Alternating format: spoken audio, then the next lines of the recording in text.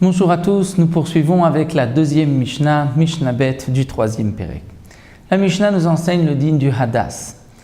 C'est un peu comme le Lulav, Hadas Agazoul, le Hadas, le myrte qui a été volé. Il n'est pas kasher puisque nous avons la mitzvah Lachem, c'est-à-dire que le Lulav doit nous appartenir. Ve'ayavesh, s'il est sec, là aussi c'est pas soul, il n'est pas Hadar, il n'est pas beau.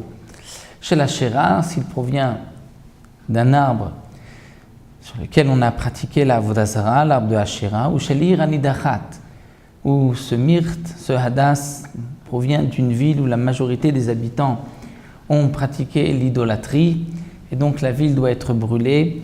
De même pour le Hachera, cet arbre doit être brûlé, donc c'est pas soul. Pourquoi? Puisque le hadas doit aussi avoir une mesure, les fameux 3 tfachim. Et lorsque il est destiné à être brûlé, nous avons le principe de chitouté mirtat shiuré, c'est comme si le shiur, la mesure, a déjà rapetissé. Un autre din que nous enseigne la Mishnah, niktam rosho, si la tête de cette branche s'est cassée, le hadas est pas soul. Nous verrons par la suite l'opinion de Rabbi Tarfon, qui n'est pas tout à fait d'accord avec ce din-là, lui permet même que si les 3 hadassim sont cassés en haut. Donc ici le Tana, pour l'instant de la Mishnah, considère que non, niktam rosho, même si juste la partie du haut du hadas est cassée, c'est pas soul. Nifretsu alav, si les feuilles se sont complètement détachées, c'est pas soul. Oshayu anavav merubot me alav, ou s'il y a plus de anavav. Anavav c'est comme du raisin, c'est-à-dire des petites boules qui poussent sur le hadas. Lorsqu'il y a plus de ces fruits, donc de ces moules, plus que des feuilles, le hadas est pas soul, à condition que ce soit donc des fruits, des moules noirs ou rouges. Si elles sont vertes, là il n'y a pas de problème. Donc c'est pas soul lorsqu'il y a trop de anavav, trop de ces fruits, de ces petites boules. Vimmi atan, et si on les a enlevés, on a diminué, il y en a maintenant moins que les feuilles cachères, mais attention, en memaatin be yom tov.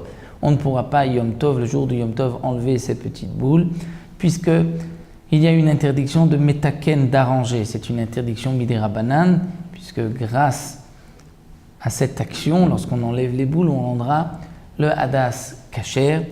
Donc nous n'avons pas le droit d'enlever ces fruits, ces petits grains du hadas pendant Yom Tov. On devra le faire avant Yom Tov.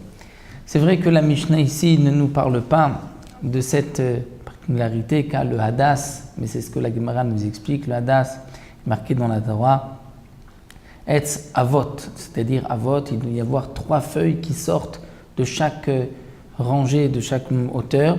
À chaque fois, c'est 3 feuilles qui sortent tout autour donc, de ce hadas, et elles vont recouvrir toute la tige du hadas, un peu comme une chaîne. Et une feuille se pose sur l'autre, et ici on monte sur tout le haut de ce hadas. Donc ça c'est la mitzvah de hadas, et il faut que ce soit aussi avot, c'est-à-dire meshulash, qu'il y ait 3 feuilles à chaque fois, au moins sur la majorité du hadas.